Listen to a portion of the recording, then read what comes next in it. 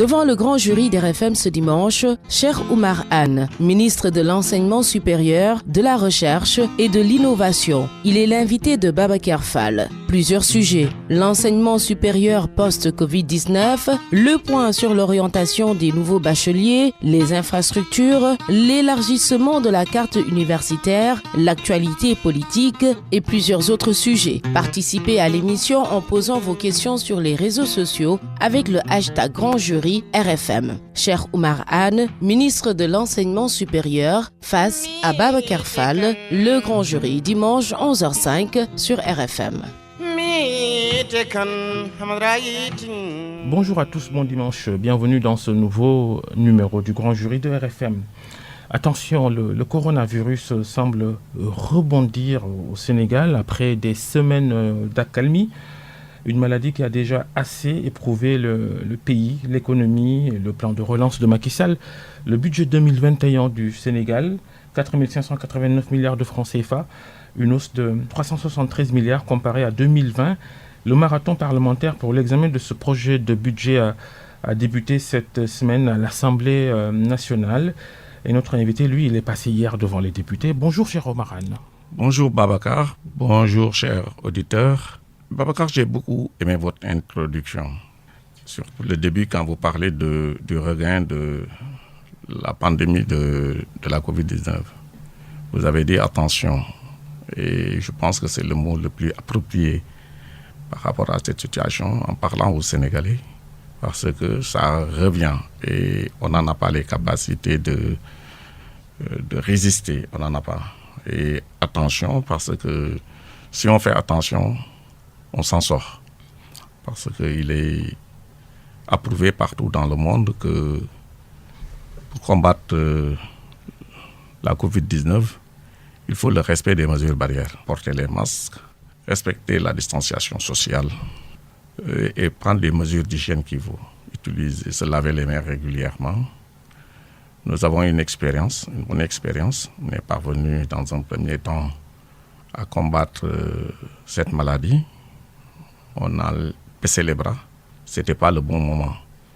Il faut se remobiliser et donc faire un appel au peuple sénégalais. C'est une bonne chose. Maintenant, j'ai beaucoup apprécié aussi l'introduction parce que vous avez fait le point de la situation nationale de cette semaine.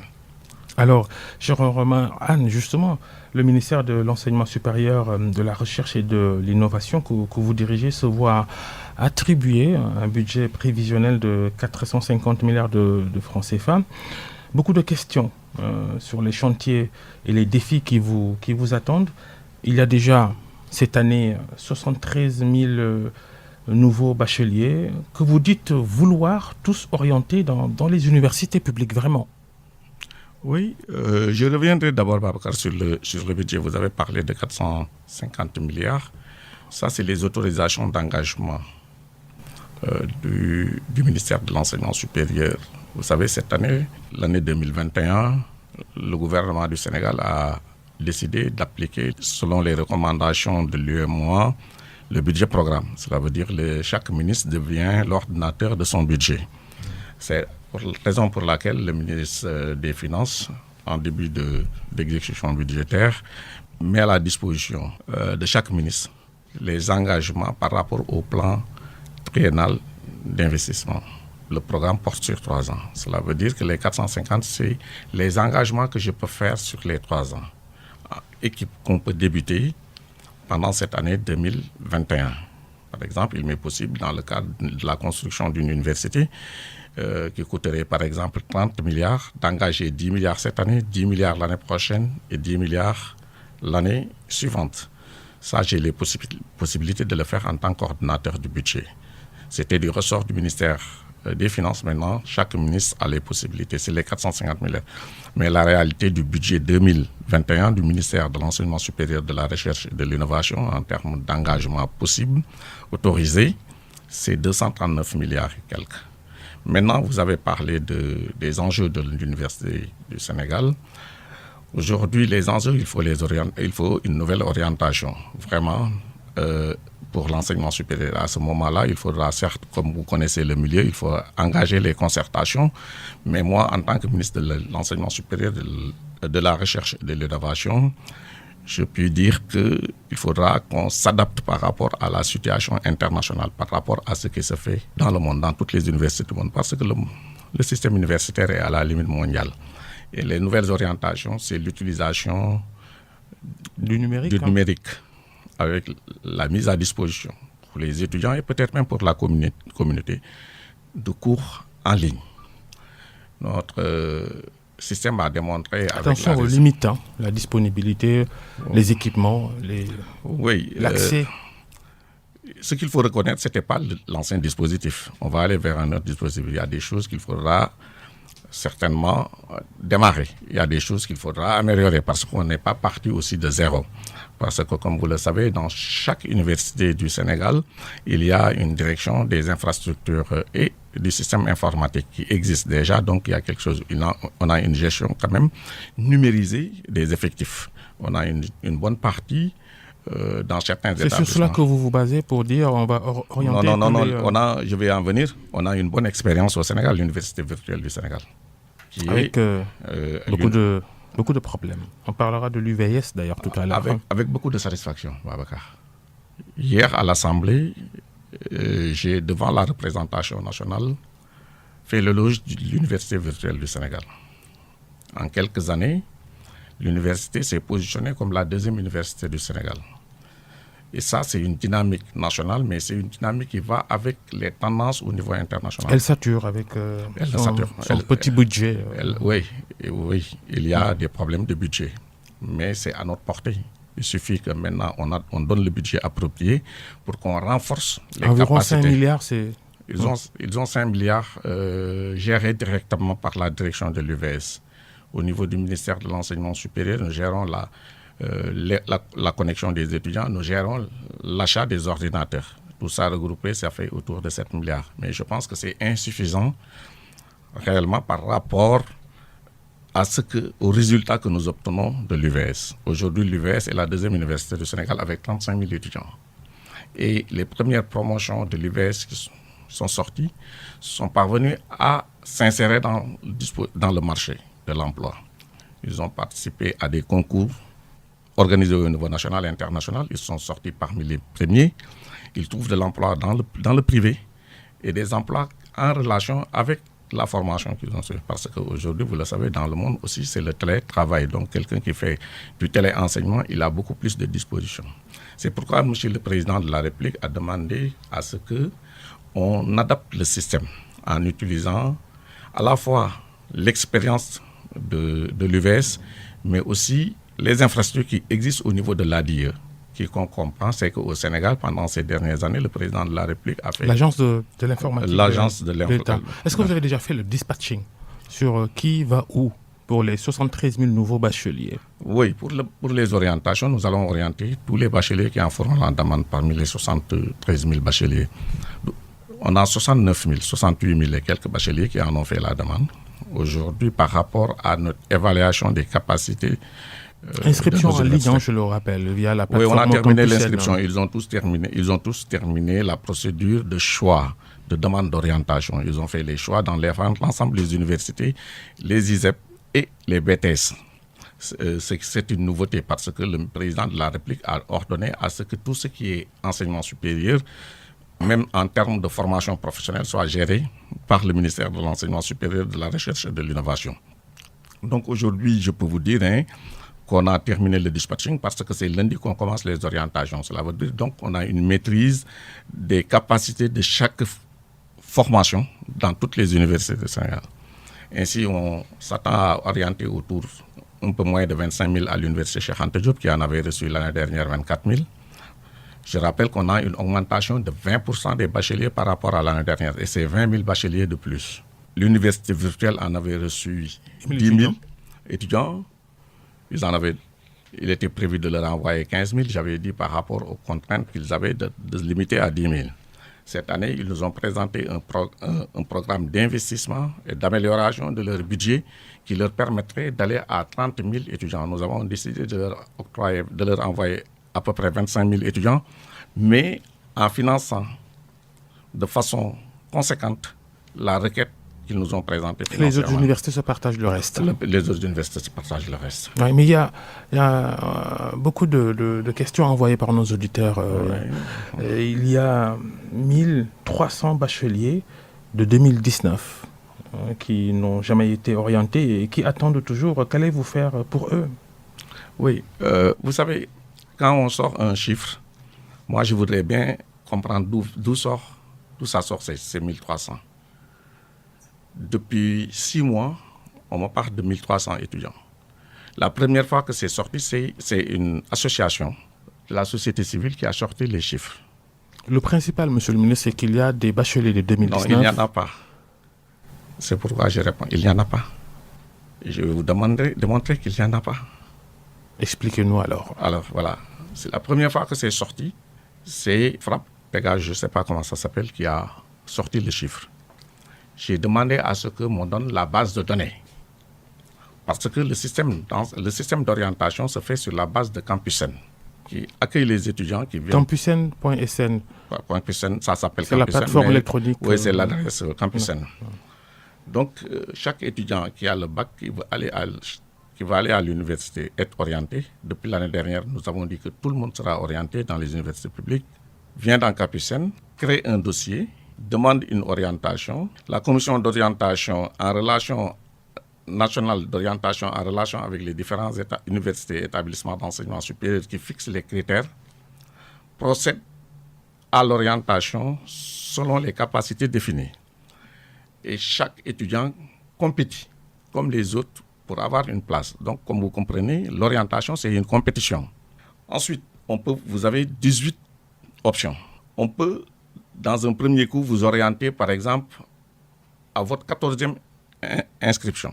On vous dit qu'il y a d'autres qui sont orientés, mais qui peuvent, sur les autres options, mais qui peuvent ne pas valider. Donc, vous pouvez valider ou pas. Si vous n'êtes pas d'accord, vous pouvez ne pas valider.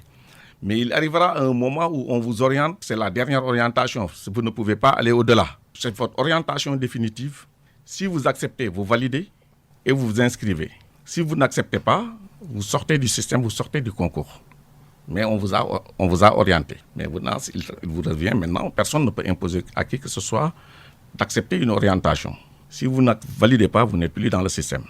Il y en a aussi qui demandent une dérogation. Non, j'arrive, Babacar, parce que c'est une question importante, parce que nous avons un dispositif que nous sommes en train de lancer. L'objectif, c'est que tout le monde comprenne, que tous les Sénégalais comprennent. Parce que moi, je suis sûr que les étudiants comprennent. Parce que quand on nous a parlé de 1300 étudiants, le directeur général de l'enseignement supérieur a reçu des instructions pour les rencontrer. On a rencontré le collectif. On leur a dit, donnez-nous la base de données. On vérifie si ces étudiants ont fait la demande et n'ont pas été orientés. Ils disent que non, ils ne peuvent pas donner de fichiers. Ils ne peuvent pas donner de liste. Ils ne veulent pas ils veulent être orientés sans qu'on ne vérifie s'ils ont été orientés en 2019 correctement. On leur a dit que cela n'est pas possible. C'est une compétition. Et vous devez compétir comme tous les Sénégalais. Il y en a eu 60 000 qui ont compéti. Si vous n'avez pas compéti, ils sont partis, ils ont fait une grève. Gérée par le préfet de Dakar, qui certainement m'écoute. Le préfet m'a demandé de les recevoir. J'ai dit au préfet, la direction générale de l'enseignement supérieur est prête à les recevoir. Et à examiner tous les cas qui lui seront présentés. Il n'y a que 13 qui sont venus. 13. Les 4 ont refusé de valider leur orientation. On leur a dit. Les 6 ont commencé la procédure, n'ont pas allé jusqu'au bout. Les 3 qui restent ne sont jamais venus sur la plateforme. Et on leur a donné les preuves. Parce que quand vous venez sur la plateforme, dès que vous rentrez sur la plateforme vous enregistre, mais vous avez un mail et un SMS dans votre numéro de téléphone. Il y a une traçabilité qui est là. Donc, il n'y a pas eu, à ce jour, un seul étudiant.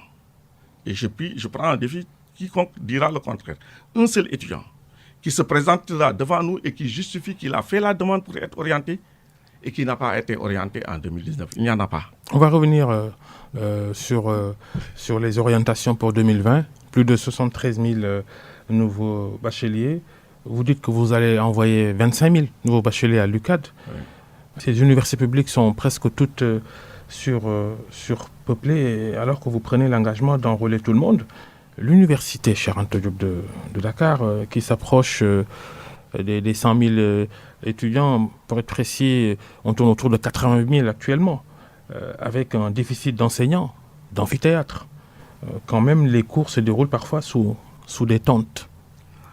Babacar, je voudrais tout simplement préciser que à chaque fois que nous disons que nous orientons des étudiants, un nombre d'étudiants dans des universités, nous avons déjà discuté avec les instances de ces universités. Il peut y avoir des différences d'appréciation, mais dans le processus, c'est d'un commun accord que le ministère et les instances décident des capacités. Mais en ce qui concerne l'université Cheikh Anta Diop, nous n'avons pas de divergence. Ce qu'il faut dire et saluer, c'est que le système universitaire sénégalais a constaté que cette année, il y a 20 000 bacheliers de plus et qu'il faut les orienter dans les enseignements. Donc des efforts considérables ont été faits par les pouvoirs publics, mais les universités aussi ont fait les efforts qu'il fallait. Et ça, je vous dis que c'est un grand consensus, aussi bien avec les instances qu'avec les syndicats d'enseignants, avec qui nous sommes en contact. Donc, l'année dernière, on a orienté 23 000 à l'université Cheikh Anta Diop. Cette année, avec une augmentation de 20 000, on ne passe qu'à 25 000. Je ne pense pas qu'il y ait un effort important par rapport à l'année dernière. Mais ce qu'il faut retenir, c'est que cette année, au courant de l'année passée, des efforts ont été faits par le gouvernement avec la construction d'amphithéâtres, mais aussi le soutien de quelques instances académiques pour améliorer les conditions d'accueil. 25 000 à l'entrée pour une université dans un système LMD où le nombre d'étudiants est de 80 000. Je pense que nous sommes vraiment dans les normes, parce qu'il faut considérer qu'il y a des entrées et des sorties. De façon plus globale, c'est même cette carte universitaire qui n'offre pas une belle image. Les problèmes partout. Bambey, par exemple, l'université Alioune Diop, quand les enseignants et les étudiants sont obligés d'emprunter des salles de classe de collèges et lycées de la ville pour faire leurs travaux dirigés, par exemple. On n'emprunte pas des salles de classe à Bambey dans des collèges et des lycées. On a mis à disposition un lycée, un bâtiment qui devait servir de lycée et qui n'a pas été utilisé par le ministère de l'Éducation nationale. On a mis à la disposition de Bambey. Ça, je précise d'abord. Mais ce qu'il faut retenir, ça n'appartient pas à l'université de Bambey. Ce qu'il faut retenir de Bambey, il y a une sortie des étudiants, une grève, ils ont voulu marcher.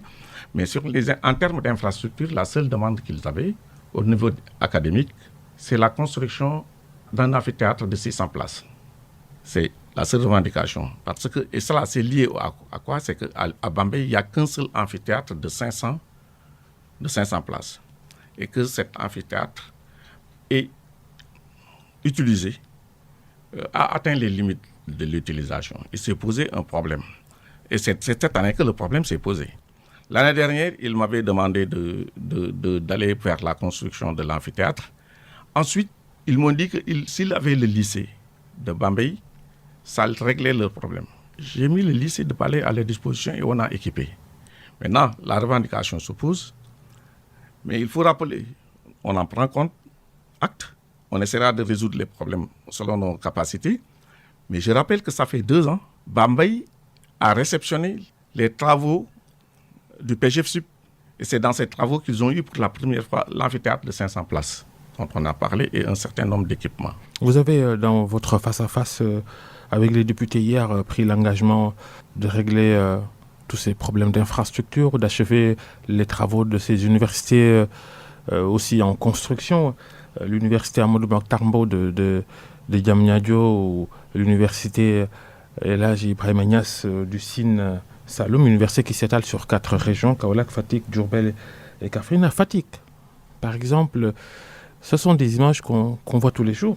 À Fatick, qui abrite donc des unités de cette université du Sine Saloum, des cours qui se déroulent, par exemple, dans une salle de l'ancien siège de la mairie, des locaux vétustes, problème de sécurité même qui s'oppose. Oui, il y a une situation qui est là, qui a des inconvénients. On avait lancé les travaux de l'université de Fatick qui devrait être livré depuis un certain bout de temps. Des enseignants ont été recrutés. Ils ont dit qu'ils pouvaient recevoir un certain nombre d'étudiants. L'université du Sine Saloum El Hadji Ibrahima Niass, c'est 30 000 étudiants de capacité. Aujourd'hui, ils sont à 3 000 étudiants. Cela veut dire que l'idée de départ, qui était une bonne idée, c'était de démarrer les cours avec les enseignants qui sont sur place en attendant de réceptionner les universités. Ce qu'il faut dire, après l'université de Saint-Louis, qui a été construite d'un seul coup, c'est la première fois à l'université Amadou Mahtar Mbow et à Hussein qu'un gouvernement du Sénégal décide de construire une université nouvelle.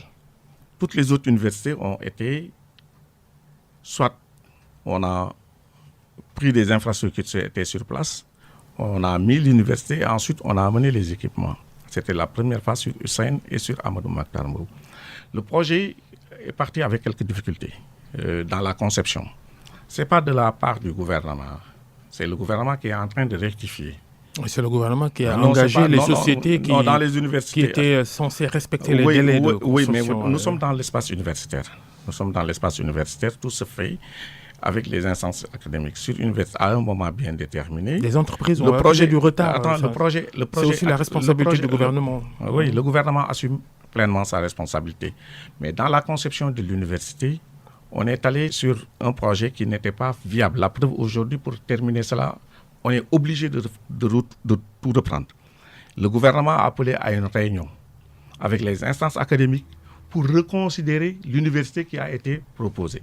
Mais là ne se situe pas le problème, Babacar. Ce qu'il faut retenir, c'est qu'il y a une bonne volonté de créer ces nouvelles infrastructures il y avait un consensus autour de l'élargissement de la carte universitaire, avec la création d'universités dans différentes régions, avec des orientations académiques bien définies. On est dans cette direction, on a quelques problèmes et aujourd'hui, le gouvernement du Sénégal s'est engagé à régler le problème. Qu'est-ce qui se passe? Dans le budget de 2021, comme vous l'avez vu, on a prévu 30 milliards, 2 fois 15, pour Hussein et Amadou Mahtar Mbow. Comme je vous l'ai dit, nous sommes dans un budget programme. Sur les 3 ans, si on engage chaque année 30 milliards, ça fait 90 milliards. 45 milliards par université. L'université Amadou Mahtar Mbow, où les travaux ont démarré, il suffit de compléter. Sur l'université Hussein de Kaolack, parce que c'est la phase 1 qu'on démarre, sur 45 milliards, on a largement les capacités de terminer cette université. Ce qui fait que, c'est que l'engagement du gouvernement, c'est de terminer tous les chantiers qui étaient là, qui sont des chantiers qui datent depuis longtemps. Avant d'engager d'autres chantiers, on va les terminer dans les 2 ans et ensuite, dans le cadre d'une concertation large qui va démarrer d'ailleurs incessamment parce que nous allons commencer à évaluer la réforme de l'enseignement supérieur de 2013, on aura une nouvelle orientation avec de nouveaux paradigmes qui nous permettront de construire notre système universitaire. Mais le système universitaire qu'on va construire, je ne pense pas que l'orientation sur la construction à outrance d'infrastructures physiques va être l'axe central avec l'utilisation de l'enseignement à distance.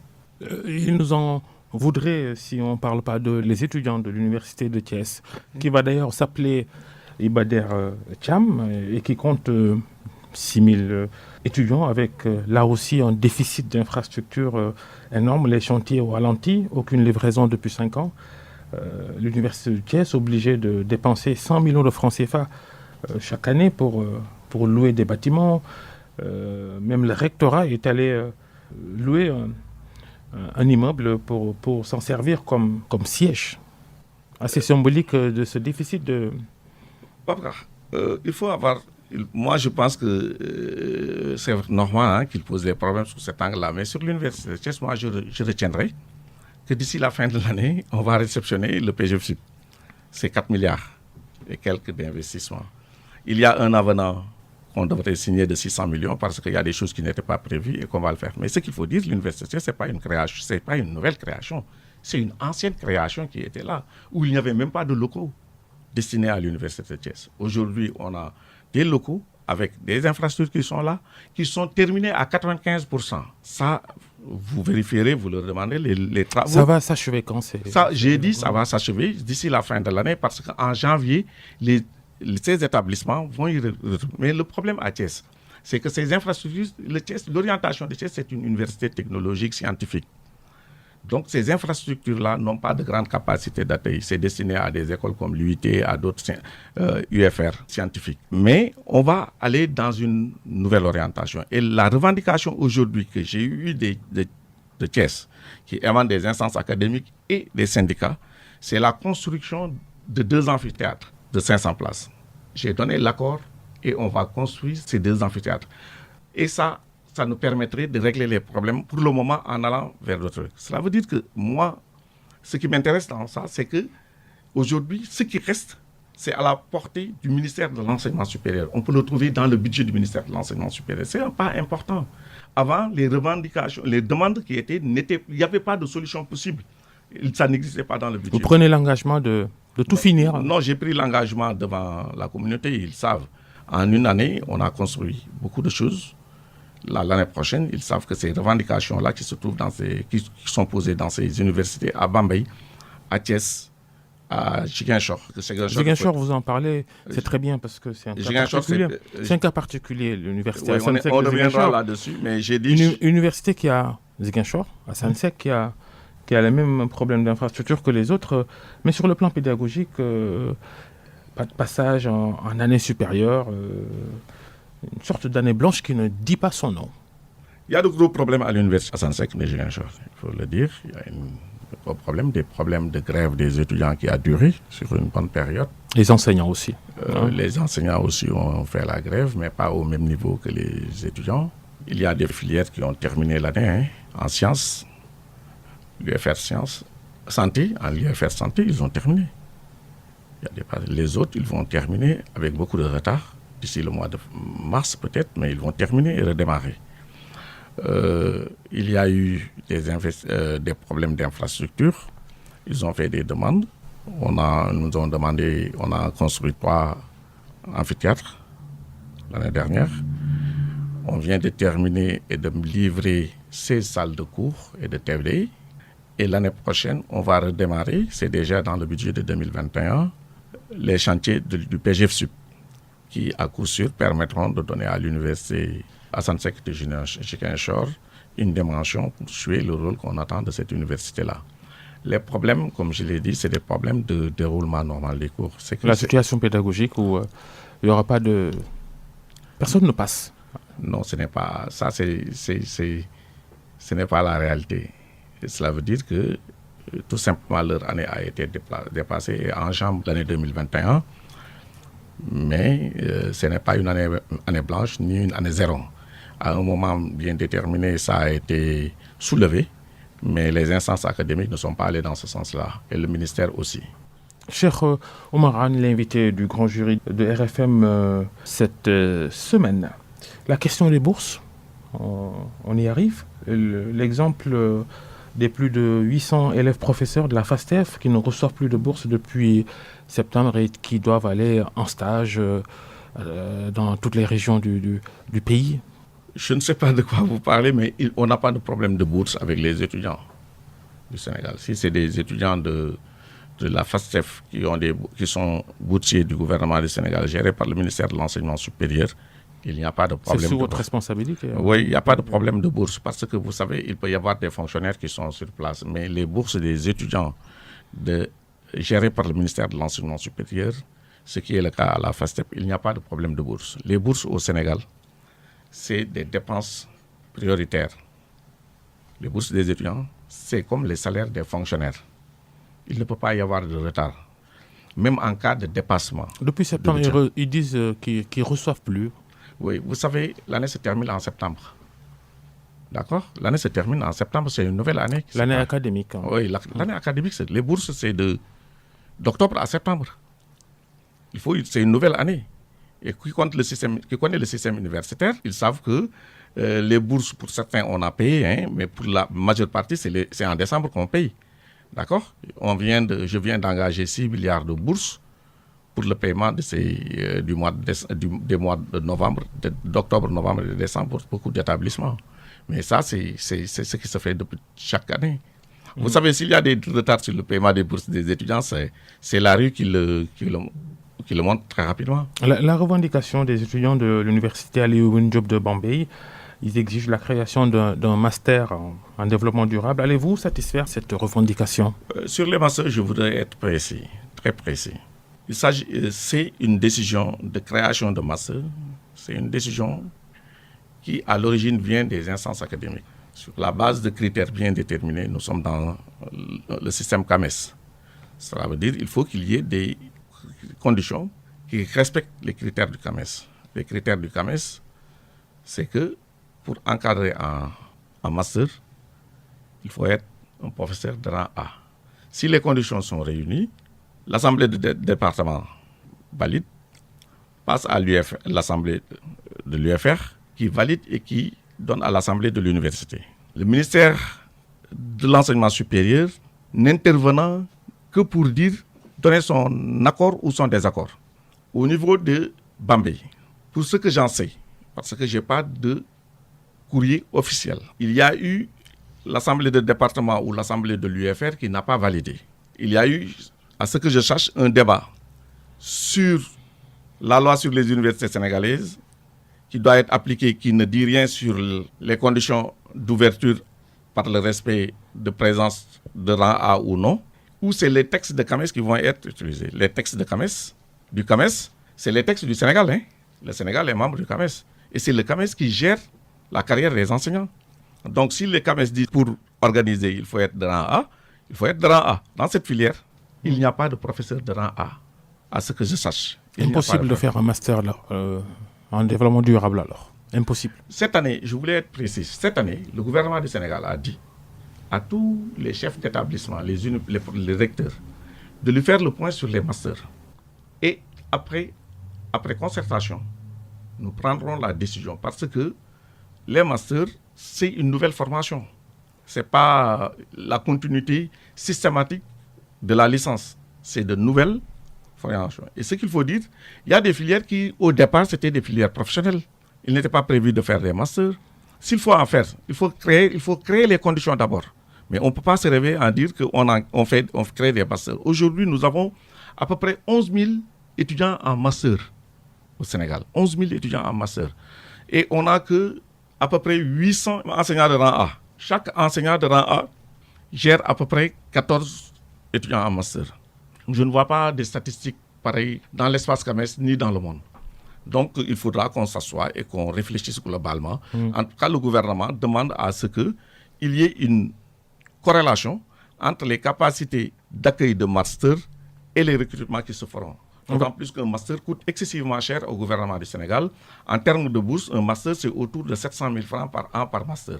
Nous payons à peu près 25 milliards de bourses au master par an. Donc, il faut qu'on organise. Et les effectifs en master n'ont rien à voir avec le nombre de masters soutenus. Nous payons parfois jusqu'à 6 ans de bourse pour un master. Pour un étudiant. Pour un étudiant, alors qu'un étudiant en master, normalement, c'est 2 ans. Exceptionnellement 3 ans. Mais nous payons jusqu'à 6 ans de bourse dans des cas. Et souvent, nous payons systématiquement 4 ans de bourse en master, ce qui n'est pas en relation avec nos préoccupations. On va revenir sur le nombre de nouveaux bacheliers en 2020, avec cette tendance qui ne change pas. C'est le système qui est comme ça, la même chose toujours, plus de littéraire que de scientifique. Vous êtes scientifique, Cheikh Oumar Anne. Cette année donc, sur les 73 000 nouveaux bacheliers, il y a 57 056 littéraires pour seulement 13 452 scientifiques. Il y en a qui appellent un renversement de la tendance, c'est-à-dire qu'il y ait plus de bacheliers pour les baccalauréats scientifiques. Est-ce que c'est possible? Est-ce que le gouvernement, il veut ça aussi? Oui, c'est une orientation ferme du gouvernement avec les nouvelles créations qu'on a. C'est un objectif. Maintenant, il faudra qu'on s'assoie et qu'on mette le problème sur la table. Parce que on a un système qui fait qu'on différencie selon les bacheliers à outrance. Ce n'est plus le cas dans beaucoup de systèmes. Il faudra qu'on essaie de voir. Et ensuite, le gouvernement prend des mesures. Et cette année, sur l'augmentation des bacheliers de 20% correspond aussi à une augmentation de 20% des bacheliers scientifiques. C'est partout, ça a augmenté partout, dans les mêmes tendances. Cela veut dire qu'on augmente les capacités pour les bacheliers scientifiques, mais en même temps, on augmente les capacités pour les bacheliers littéraires. Je pense qu'il faudra poser le problème avec le ministère de l'Éducation nationale pour qu'on réfléchisse davantage. En tout cas, le premier pas que nous allons faire cette année, nous, c'est de reprendre l'organisation du bac, l'organisation académique du bac, qui est le premier diplôme de l'université. L'office du baccalauréat ne sera plus l'organe qui organise seulement, mais c'est l'organe qui supervise, et aussi bien du plan de l'organisation matérielle que de l'organisation académique. Ça nous permettra d'établir des contacts, des échanges avec l'éducation nationale pour voir quelles sont les réformes qu'il faudra faire. Parce qu'il faudra, à partir de maintenant, si on veut inverser la tendance, former des professeurs dans les matières scientifiques. Mettre un dispositif dans chaque région où les professeurs, s'ils sont affectés à l'intérieur du pays, les professeurs de maths, qu'ils puissent y rester. Que les profs de physique puissent y rester, qu'ils ne veulent pas tous revenir à Dakar parce que c'est là où ils pourront aussi, en plus de leur charge dans les lycées, faire des cours à domicile et dans les établissements privés. Voilà, c'est un des aspects. Ce n'est pas le seul aspect, mais il y a beaucoup d'autres aspects à faire, à prendre en compte. Un autre thème dans cette émission, l'immigration clandestine. Pourquoi cette question ? Parce que ça fait peut-être froid dans le dos quand on voit des étudiants sénégalais faire partie de ces voyages en pirogue vers l'Europe et parfois qui périssent en route. Ça vous a interpellé forcément quand vous avez entendu ? Ça m'interpelle dans ma conscience. En tant que ministre de l'Enseignement supérieur, nous découvrons beaucoup de choses avec tout le monde. C'est l'ensemble je pense que c'est tous les Sénégalais qui sont interpellés. Il faudra ne pas essayer de jeter la pauvre sur les autres en disant que vous avez failli à vos responsabilités. Ça, c'est un problème national qui interpelle tout le monde. Le problème, d'abord, moi, dans ma conception des choses, c'est une maîtrise même de la démographie de notre population. 46% de notre population a moins de 14 ans. Ceux qui ont 35 ans, c'est plus des 2/3 de notre population. Ça déstabilise beaucoup d'économies. Et c'est un facteur limitant pour tous les pays qui ont une telle démographie. Ce n'est pas avec la baguette magique ou qu'un président se réveille et règle ces problèmes. Mais ce que je peux dire, si on ne règle pas cette question de la jeunesse, nous risquons des crises qui n'ont rien à voir avec ce qu'on a vu jusqu'à présent. Parce que c'est 2/3 de la population qui auront des problèmes et qui voudront des solutions qui n'existent pas. Il faudra qu'on s'assoie déjà, qu'on maîtrise la question, qu'on trouve des solutions. Mais ce que je peux dire, c'est que les solutions, c'est des solutions qu'on trouvera de nous-mêmes. Ça ne viendra pas de l'Europe, ça ne viendra pas de nulle part. Donc, il faudra déjà d'abord combattre cette idée de dire qu'un Sénégalais, pour se réaliser, doit sortir. Ce n'est pas la vérité. On se réalise dans ce pays-là. Nous tous, nous avons fait nos études ici, on est resté, peut-être on a eu beaucoup plus de chance, peut-être les gens n'ont pas plus de chance. Je suis d'accord qu'il faut revoir toutes les politiques. Par exemple, moi, au niveau de l'enseignement, au niveau du gouvernement, dans le budget du Sénégal, c'est 25% qui est attribué au secteur de l'éducation. 25% du budget, 1000 milliards, c'est énorme. Ensuite, il y a tous les autres budgets des différentes autres structures qui interviennent dans le secteur de la jeunesse. Il y a aussi d'autres budgets, par exemple, dans le domaine de l'agriculture, dans d'autres domaines, où la connotation jeune devrait être prise en compte. Parce qu'aujourd'hui, notre agriculture, c'est une agriculture qui, pour l'essentiel, les travailleurs, c'est les jeunes. Mais la structuration que nous avons reçue depuis l'indépendance, dans la distribution des moyens de culture, dans la distribution des soutiens, c'est destiné souvent aux pères de famille, qui souvent ne sont plus en contact, d'accord, avec les préoccupations même de la cellule familiale. Ce qui fait qu'on met beaucoup d'argent dans le secteur agricole. Et ça ne semble pas efficace. Ça ne semble pas efficace pour le moment. Non, oui, il faut on le constate. Et quand on le constate, on les règle. Parce qu'il y a des problèmes qui surgissent d'un seul coup. Personne n'avait prévu cette situation. Pourquoi voudrez-vous la reprise du phénomène de l'immigration clandestine. M. Oumar Anne, on va aborder les questions politiques dans cette émission. Oui, mais je voudrais qu'on termine un peu avec cette question de la jeunesse. Une seule phrase. Il faut que tout le peuple, tous les Sénégalais se rendent compte que ce que nous devons faire, c'est une répartition équitable des moyens que nous avons. Et une répartition équitable, cela veut dire que on ne devrait pas être loin d'attribuer la moitié de ce que nous faisons aux couches les plus vulnérables, c'est-à-dire à la jeunesse. On attend le nouveau gouvernement sur le sujet gouvernement élargi. Non, on va réfléchir, on va poser les bases d'une réflexion, mais c'est une question qui a beaucoup de connotations sociologiques. Dans un village, vous venez, le père de famille, il est là, même le jeune, si c'est lui qui fait tout le travail, qui donne la dépense quotidienne, quand on apporte quelque chose pour la maison, il ne peut pas prendre. Je disais, le nouvel gouvernement est attendu sur tous ces défis pour fixer les jeunes. Le gouvernement élargi à quelques partis de position. Parmi les bénéficiaires de cette ouverture, il y a Aïssata Tall Sall, nommée ministre des Affaires étrangères. Elle est la maire de Podor. Vous êtes du même département. Podor, qui compte au moins 3 ministres, dont vous, 3 ministres dans ce nouveau gouvernement. Le président de la République vous fait la part belle. Podor. Je n'aime pas cette question. Parce que, pourquoi je ne l'aime pas? Ce n'est pas parce que je n'ai pas de réponse, mais c'est que ma réponse peut ne pas plaire. Parce que je vais aller dans la même direction que ceux qui ont posé la question. Département de Podor, vous avez dit. Le département de Podor. C'est plusieurs villes. Prenons la ville de Thiès. Les autres départements aussi, c'est plusieurs villes. Prenons la ville de Thiès qui n'est pas un département. Prenons la ville de Thiès. Il y a combien de ministres? Il y en a 3. Si on prend Dakar, il y a combien de ministres? Alors pourquoi les 3 de Podor dérangent? Pourquoi les 3 Parce qu'il y en a qui estiment aussi que le président... Non, est-ce que le problème qu'il faut poser, est-ce que ceux qui sont à Podor, ce qu'on a mis, est-ce qu'ils sont compétents? Est-ce qu'ils font correctement le job? On n'a jamais eu une approche... Vous savez, on n'a jamais eu une approche ethnique sur les questions de gestion de ce pays-là. À certains vous pointent... Non, on a eu des éclairages. On vous pointe justement, on pointe votre gouvernance qui semble, selon ceux qui le disent, qui semble privilégier une communauté par rapport à toutes les autres. Moi, je ne le vois pas comme ça. Je ne le vois pas comme ça. Chrono, vous avez parlé d'Aïssata Tall Sall. C'est une Sénégalaise qui est là connue. On n'a pas milité dans le même parti, jamais. Mais son engagement pour le pays, ça ne date pas d'aujourd'hui. Ça fait longtemps qu'elle s'est engagée pour le pays. D'autres ne sont pas engagés.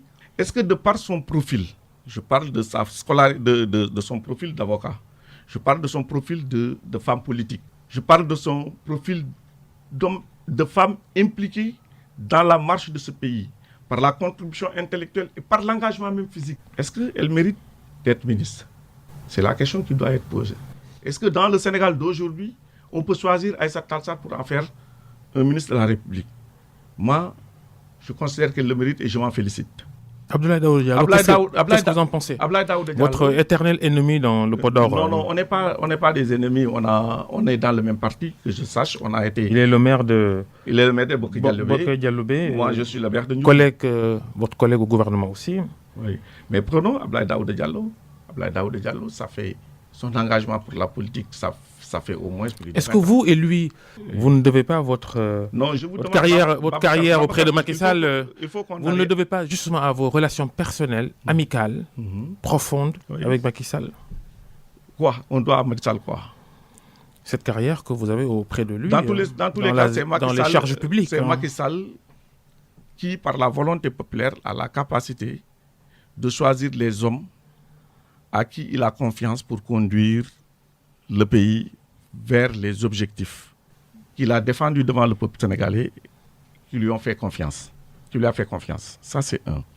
Les critères pour être ministre, je considère que c'est la compétence, la confiance que le président place en vous, et peut-être l'engagement politique.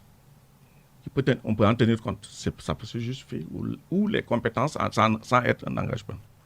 Abdoulaye Daouda, comme vous le dites, est maire de Boké Dialobé, inspecteur des employés au domaine, avec plus de 30 ans, à peu près 30 ans d'expérience, qui fait la politique depuis au moins plus de 20 ans, qui a gagné dans sa commune et dans son département.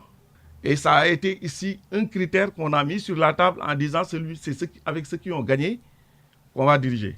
Ils ont gagné à Podor, ils ont gagné plus, on a gagné plus que n'importe qui aux dernières élections, aussi bien locales, législatives que présidentielles. Moi, je ne parle pas de moi, mais je pense que je suis dans l'arène politique depuis plus de 35 ans. En termes de le reste, au plan politique, je pense qu'on peut... C'est pas la première fois que moi, j'ai été appelé ou choisi pour être dans un gouvernement. On va terminer parce qu'on veut servir ce pays-là. On va terminer par. Mais ce n'est pas un poste de sinecure. Une question devenue une question traditionnelle. Oui, mais je veux qu'on arrête la connotation donnée aux nominations. À Podor, qu'est-ce qu'on dit? À Podor, qu'est-ce qu'on dit? Macky Sall, il doit faire un troisième mandat. Si on dit que Macky Sall doit faire un troisième mandat, ça se dit partout. Le troisième mandat, c'est sur la table publique. Mais ce n'est pas porté par la paire, ni le camp de Macky Sall. C'est d'autres qui portent le camp. Et moi, j'ai dit la fois dernière, si aujourd'hui l'opposition, dans sa campagne politique de reconstruction, articule sa démarche autour d'un troisième mandat de Macky Sall, c'est eux qui ont peur. Et ils veulent faire peur au peuple sénégalais. Mais je leur ai dit qu'ils vont se tromper. Parce qu'à force d'agiter ça, c'est le peuple qui va se lever et qui dira que Macky Sall, venez, vous allez être le président. Parce que Macky Sall, aujourd'hui, est majoritaire dans ce pays. Il l'a démontré. Pourquoi l'opposition, qui est minoritaire, essaie de nous tympaniser avec le troisième mandat, en voulant en faire un débat politique? Bravo pour votre grand contour. Vous êtes pour le troisième mandat? Non, la question ne se pose pas à ce niveau-là. Le jour où je serai prêt à venir défendre ici que Macky Sall peut avoir un troisième mandat, mais du point de vue de la Constitution, je dis c'est un deuxième mandat. Ce n'est pas un troisième mandat, c'est un deuxième mandat. Si Macky est candidat 2024. En 2024, du point de vue de la Constitution actuelle, c'est un deuxième mandat. Et non, l'histoire est très récente pour être oubliée, Babacar. On était là en 2012. Wade, c'était la même situation et on a dit qu'il pouvait être candidat. Il a été candidat en 2012. Alors qu'il a été candidat en 2000, en 2007 et en 2012. Alors pour vous, Macky Sall... Parce qu'il a été élu sur la base d'une constitution qui disait qu'il n'y avait pas de limitation de mandat. On va être précis. Pour vous, l'actuelle constitution considère que Macky Sall en est à son premier mandat. En ce qui concerne la constitution actuelle, le mandat de Macky Sall obtenu en 2012 n'est pas concerné. Je dis que ça, ce n'est pas une nouveauté, Babacar. C'est très récent, ça, ce qui s'est passé au Sénégal en 2012. C'est très récent. En 2012, Wade a été candidat. Et Wade est arrivé au pouvoir en 2000, avec une constitution qui disait que, par le fait du PS, qui disait qu'il n'y avait plus de limitation de mandat du président de la République. L'interprétation de la constitution de 2001, plus tard, a fait dire que le mandat obtenu en 2000 n'était pas concerné par la constitution de 2001. Ce qui fait que Wade a été candidat en 2012. Macky est arrivé en 2012. Par le fait du PS, on avait supprimé, PDS, on avait enlevé la limitation du nombre de mandats. Le nombre de mandats n'était plus limité. Donc le mandat... Ensuite, on est allé vers une constitution de 2016. La constitution de 2016 limite à 2 mandats. Le mandat obtenu en 2012 ne peut pas être concerné. C'est récent. Ça, ce n'est pas moi qui le dis. Merci. Maintenant, j'ai dit que le débat sur le troisième mandat, c'est un débat que l'opposition veut agiter. Une opposition minoritaire. Et j'ai dit que c'est dangereux pour cette opposition. Parce qu'on ne peut pas aller devant une majorité et dire à cette majorité, voilà, oui, vous voulez un troisième mandat. Alors qu'ici, nous sommes dans un système démocratique. Merci, cher Oumar Anne. Je rappelle, vous êtes le maire de Ndioum, ministre de l'Enseignement supérieur, de la Recherche et de l'Innovation. Merci d'être passé devant le grand jury. Merci à tous de nous avoir suivis. Merci à Demba et Abdou qui étaient à la régie, mais également à Magui au digital. Restez avec nous. Bonne fin de semaine, bonne fin de week-end. Le grand jury dimanche prochain.